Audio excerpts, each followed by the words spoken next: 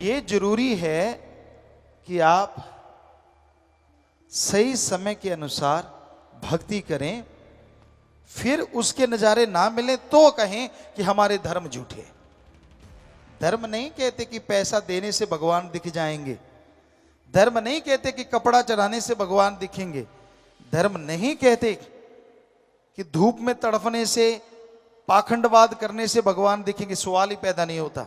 धर्म हमारे सारे कहते हैं भगवान का गुरु मंत्र, कलमा, मेथड ऑफ मेडिटेशन, वो एक तरीका है। बाय नेम उस गॉड को पुकारो तो वो गॉड जरूर मिलेगा, जरूर आएगा। एक छोटा सा बच्चा, हम सब आए हैं इस उम्र से गुजर के, जब उसे भूख लगती है, हमारी संस्कृति की बात करते हैं, अभी भी मरी नहीं है, जैसे उसे भूख लगती है वो रोता है तो मां कैसे दौड़ी चली आती है। क्यों? बच्चा रोया है, या तो भूख लगी है, या उसका कुछ दुख रहा है, तकलीफ है, बाथरूम ना कर दिया हो, गिल्ला ना हो गया हो, मां आती है ना दौड़ के। अब जरा सोचिए, थोड़ा सा रोने से एक मां दौड़ के चली आती है, तो जिस भगवान ने मां को बनाया है, अगर कोई भगवान के लिए रोएगा तो क्या भगवान दौड़ा चला नहीं आएगा? सोचिए।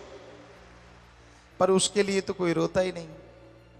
उसके दर पे तब सिर झुकाता है जब 10 लाख का करोड़ मांगता है। उसके आके दर पे तब सर झुकाता है जब पेपरों का टाइम आता है। भगवान रात को पेपर दिखा जाना, सुबह करके आऊंगा, तेरा क्या जाता है, मेरी मेरिट आ जाएगी। उसको तब याद किया जाता है जब बच्चा बीमार हो जाए और डॉक्टर कह दें ये लाइलाज है। उसको तो तब याद करते हैं जब किसी मुसीबत में घिर जाओ। उसको तब याद किया जाता है जब मौत सामने नजर आए।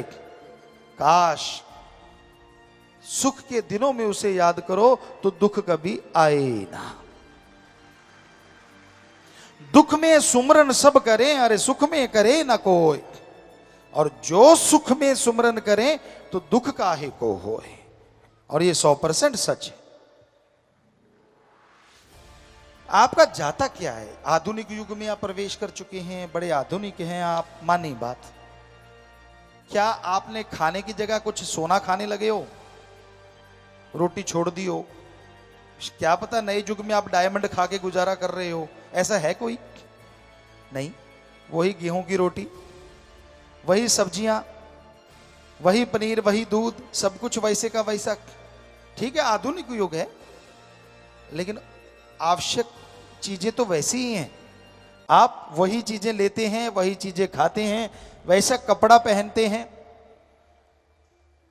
तो उसमें अगर एक चीज और ऐड की जाए, और वो है प्रभु का नाम, कि आप घंटा सुबह शाम 10 घंटे, 24 में से फिर भी 22 घंटे आपके, चलो घंटा छोड़िए, 15 मिनट सुबह शाम, आधा घंटा, 11.5 घंटे आपके, आधा घंटा, वो भी 15-15 मिनट सुबह, 15 मिनट शाम को प्रभु को दे देंगे।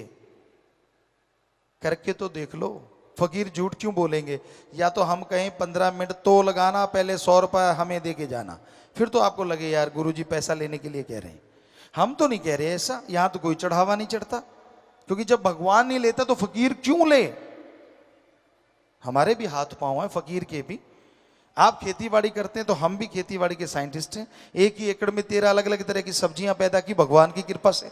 रीयूज वाटर सिस्टम तक हमने शुरू किया, और भी बहुत सारी चीजें कर रहे हैं समाज के भले के लिए।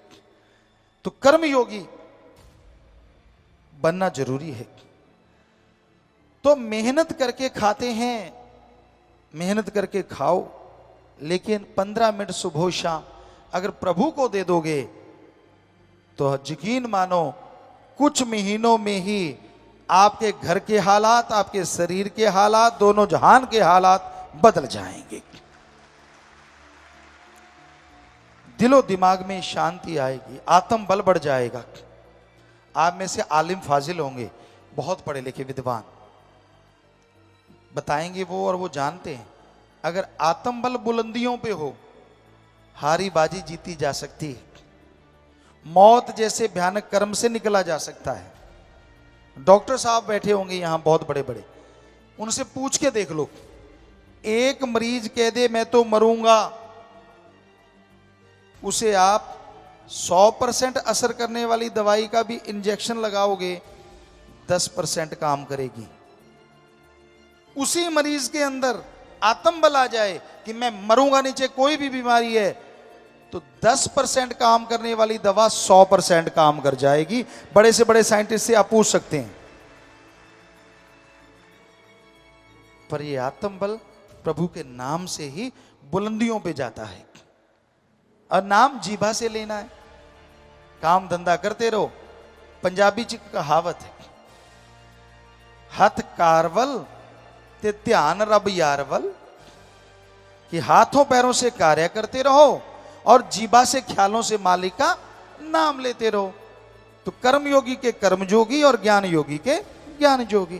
कुछ छोड़ना नहीं, कोई नया धर्म नहीं, कोई नया मजहब नहीं, कोई पैसा नहीं देना, तो मर्जी पहनो, जो मर्जी खाओ, बस बुरी चीजें ना खाओ।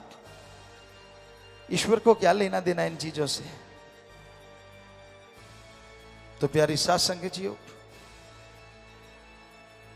ऐसी बातें सत्संग में आओगे तो पता चलेंगी ना।